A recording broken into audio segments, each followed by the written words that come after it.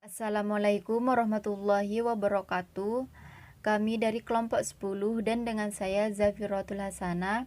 Di sini kami akan mempresentasikan mengenai laporan hasil pemeriksaan atau yang biasa kita sebut LHP. Nah, untuk materi pokok pembahasan kita kali ini terdiri dari 7 subbab bagian. Yang pertama ada temuan pemeriksaan atau TP, yang kedua klasifikasi temuan atau KT, yang ketiga ada alur perumusan opini atau APO, yang keempat ada jenis opini atau JO, yang kelima ada laporan hasil pemeriksaan atau LHP, yang keenam ada jenis laporan hasil pemeriksaan atau JLHP, dan yang terakhir atau yang ketujuh ada studi kasus. Jadi, apa sih itu temuan pemeriksaan atau TP?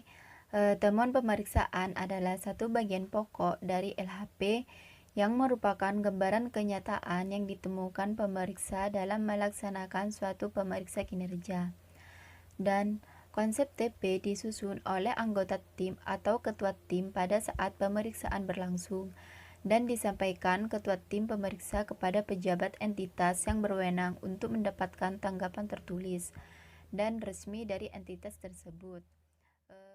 Kemudian TP final yang telah memperoleh komentar atau tanggapan dari pimpinan entitas oleh ketua tim pemeriksa dihimpun menjadi himpunan TP.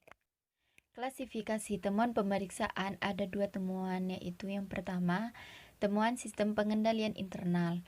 Yang kedua, temuan kepatuhan terhadap ketentuan perundang-undangan.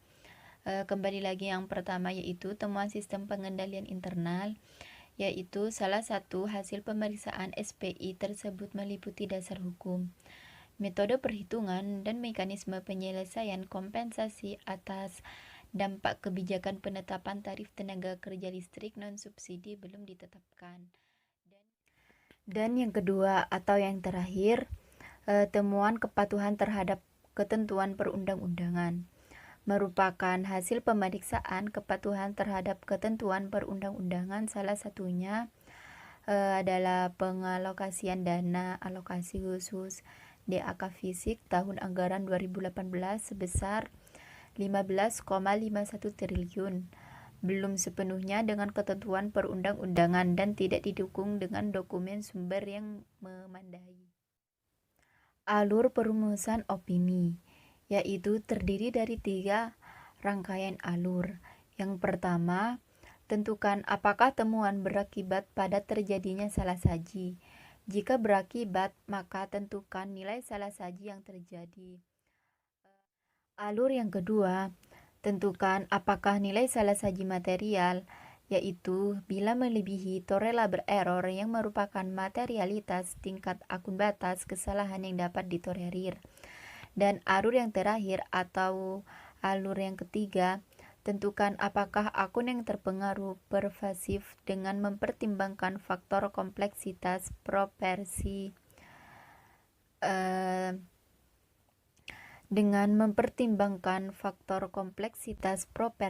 dan pengungkapannya. Jenis-jenis opini yaitu ada 4. Yang pertama, opini wajar tanpa pengecualian. Yang kedua, opini wajar dengan pengecualian. Yang ketiga, opini tidak wajar. Yang keempat, pernyataan menolak opini. Kembali lagi kepada yang pertama, yaitu opini wajar tanpa pengecualian. Artinya, laporan keuangan entitas yang diperiksa menyajikan secara wajar dalam semua hal yang material, posisi keuangan, hasil usaha, dan arus kas entitas tertentu sesuai dengan prinsip akuntansi yang berlaku umum di Indonesia. Dan yang kedua yaitu opini wajar dengan pengecualian. Opini ini diberikan karena adanya kekeliruan atau kesalahan yang secara keseluruhan, akan tetapi tidak mempengaruhi kewajiban dari laporan keuangan opini, sebagai tanda kutip yaitu wajar dengan pengecualian, menyatakan bahwa laporan keuangan disajikan secara wajar dalam semua hal yang material, sesuai standar akuntansi, kecuali dampak hal-hal yang berhubungan dengan yang dikecualikan.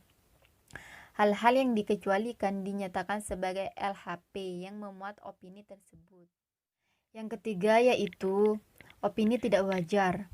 Nah, opini ini berarti Laporan keuangan tidak disajikan dan diungkapkan secara wajar dan cukup dalam semua hal yang material, atau dengan kata lain mengandung banyak kesalahan atau kekeliruan yang material. Laporan keuangan tidak menggambarkan kondisi keuangan secara benar. Dan yang keempat atau yang terakhir yaitu pernyataan menolak memberikan opini. Pernyataan menolak memberikan opini menyatakan bahwa laporan keuangan tidak dapat diperiksa sesuai dengan standar pemeriksaan. Dengan kata lain, pemeriksaan tidak dapat memberikan keyakinan bahwa laporan keuangan bebas dari salah saja material. Dasar utama keempat jenis opini yang diberikan oleh BPK tersebut adalah kewajaran penyajian pos-pos laporan keuangan sesuai standar akuntansi pemerintah atau SAP. Melanjutkan presentasi sebelumnya, saya Vita. Di sini saya akan menjelaskan sedikit tentang laporan hasil pemeriksaan. Jadi, laporan hasil pemeriksaan itu merupakan bukti penyelesaian penugasan bagi pemeriksa yang dibuat dan disampaikan kepada pemberi tugas, yaitu Badan Pemeriksa Keuangan.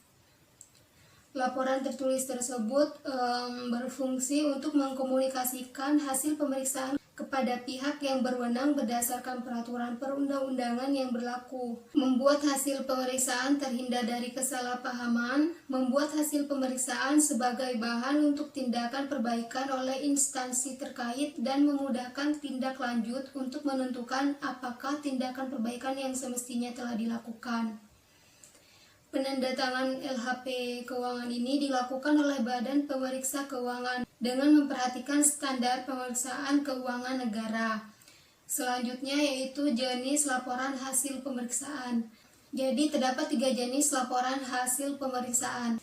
Yang pertama itu laporan hasil pemeriksaan atas laporan keuangan, yang kedua laporan atas kepatuhan, dan yang ketiga laporan atas pengendalian intern.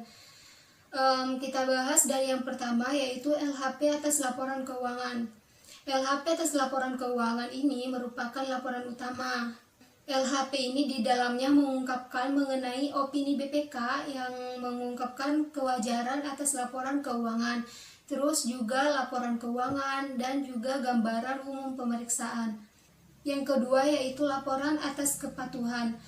Laporan atas kepatuhan dalam kerangka pemeriksaan laporan keuangan merupakan laporan tambahan yang sifatnya opsional, yang berarti diterbitkan hanya jika ditemukan ketidakpatuhan selama pemeriksa melakukan pemeriksaan. Laporan atas kepatuhan ini dapat mengungkapkan tentang ketidakpatuhan terhadap ketentuan perundang-undangan, termasuk pengungkapan atas penyimpangan administrasi dan juga ketidakpatuhan yang signifikan. Dan yang terakhir yaitu laporan pengendalian intern. Laporan atas pengendalian intern dalam kerangka pemeriksaan laporan keuangan ini bersifat opsional, yang berarti diterbitkan hanya jika ditemukan kelemahan-kelemahan pengendalian intern selama pelaksanaan pemeriksaan. Laporan atas pengendalian intern ini memuat 1. Resume, terus yang kedua gambaran umum sistem pengendalian intern dalam sistem akuntansi dan pelaporan keuangan, dan yang terakhir itu temuan pemeriksaan atas sistem pengendalian intern. Studi kasus yang bakal kita bahas kali ini yaitu fenomenologi atas opini audit WTP di kalangan pejabat pemerintah Provinsi Jawa Timur, yaitu kekecewaan bagi Pemprov Jawa Timur mendapatkan opini audit pada LHP BPK atas LKPD tahun 2014 yang jeblok menjadi WDP. Salah satu kekecewaan tersebut disebabkan karena sebelumnya mendapatkan opini WTP sebanyak 4 kali berturut-turut. Realitas adanya perburuan WTP di lingkup Pemprov Jatim yang berikutnya berangkat dari adanya persepsi masyarakat tentang hubungan opini WTP dengan masih banyaknya kasus korupsi yang terjadi. Adanya target untuk mencapai opini WTP menuntut perbaikan pengelolaan keuangan di seluruh jajaran SKPD lingkup Pemprov Jatim untuk hasil pemeriksaan yang lebih baik pada tahun 2015. Urgensi berburu opini WTP atas pemeriksaan LKPD oleh BPK di lingkup Pemprov Jatim tampak dari pernyataan para informan penelitian yang dilakukan oleh Emi Auliana. Kelima informan tersebut memandang WTP sebagai sesuatu yang sangat penting, target yang harus dicapai Dan ketika hal tersebut gagal diperoleh, menjadi sesuatu yang mengecewakan.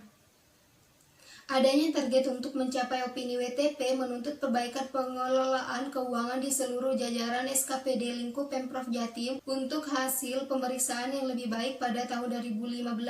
Akhirnya, pada tanggal 18 Juni 2015, Bapak Soekarwo selaku Gubernur melalui Sekretaris Daerah secara tertulis menginstruksikan kepada seluruh SKPD untuk membuat surat pernyataan tanggung jawab mutlak terhadap pengelolaan keuangan daerah yang ditandatangani di atas materai Kepala Dinas sebagai penanggung jawab. Surat pernyataan tersebut merupakan bentuk tanggung jawab Kepala Dinas atas SKPD yang dipimpinnya untuk dapat melaksanakan perbaikan pengelolaan keuangan. Berdasarkan uraian kasus di atas, dapat disimpulkan bahwa para pejabat di lingkup Pemprov Jatim memiliki pemaknaan yang beragam mengenai opini audit WTP. Yang pertama, opini WTP dimaknai sebagai suatu bentuk hasil kinerja yang secara teknis bahwa laporan keuangan telah tersaji secara wajar, dan BPK sebagai pemeriksa dengan keyakinan yang memadai bahwa laporan tersebut disajikan sesuai dengan standar dan ketentuan perundang-undangan. Nah, yang kedua itu, opini WTP dimaknai sebagai sesuatu alat yang meraih kepercayaan dari publik. Opini WTP yang berusaha dicapai oleh Pemprov Jatim merupakan salah satu bukti untuk mendapatkan kepercayaan dan pengakuan dari masyarakat bahwa uang rakyat yang diamanatkan kepadanya benar-benar telah dikelola dengan baik. Dan juga opini WTP dipercaya dapat meningkatkan kesejahteraan rakyat karena adanya reward berupa alokasi dana dari pemerintah pusat sebagai penghargaan karena telah mendapatkan opini WTP.